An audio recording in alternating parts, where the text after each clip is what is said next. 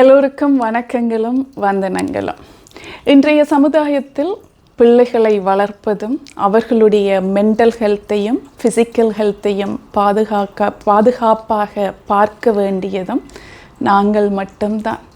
அதிலிருந்து நாம் பல பேர் தவறுகின்றோம். அதனால் தான் பிள்ளைகள் இன்றைக்கு 9 வயது, 15 வயது, 17 வயது ஹீலிங்குக்கு வரினா.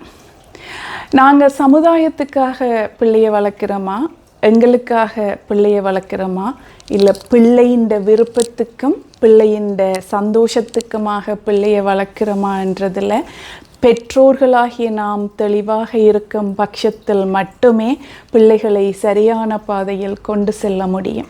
இன்றைய சமுதாயம் எதையோ நோக்கி பயணிக்கிறது. அந்த சமுதாயத்துக்குள் எங்களுடைய பிள்ளைகளை சரியாக நாம் வளர்ப்பதற்கு நாம் பல விடயங்களை கற்றுக்கொள்ள வேண்டும்.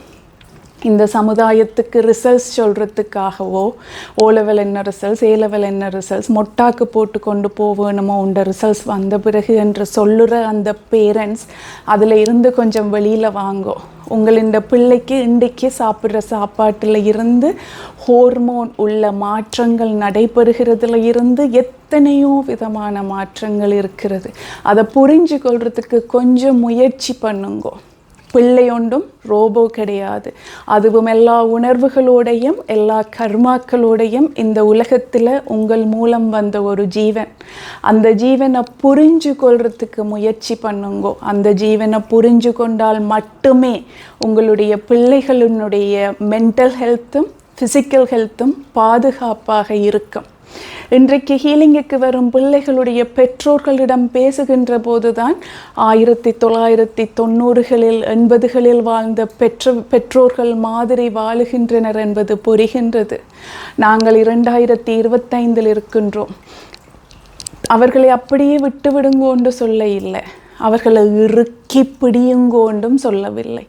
எங்கே பிடிக்க வேணுமோ எங்கே விட வேணுமோ அவையில் புரியறதுக்கு உங்களுடைய அத்தனை முயற்சியையும் போடுங்கோண்டு மட்டும்தான் சொல்லுறேன். காரணம், நாங்கள் வாழ்ந்த சமுதாயம் வேறு, இன்றைக்கு வாழுற சமுதாயம் வேறு. இன்றைக்கு ஒரு ஆண்மகன் பெண்ணையும் பெண்மகள் ஆணையும் திருமணம் செய்து கொள்ளுகின்ற ஒரு சம்பிரதாயமே கஷ்டமாக இருக்கின்ற 2025 நாம் வாழுகின்றோம்.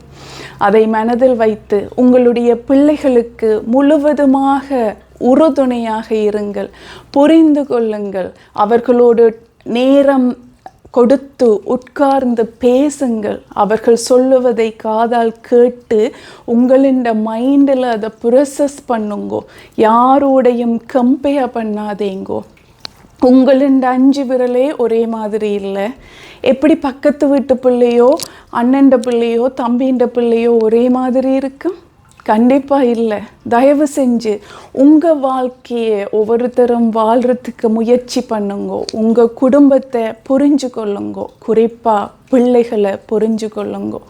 பிள்ளைகளுக்கு முழுவதுமாக உறுதுணையாக இருந்து அவர்களுடைய வாழ்க்கையை நல்லபடியாக கொண்டு செல்லும்படி தாழ்மையுடன் கேட்டுக்கொள்ளுகின்றேன். வணக்கம்.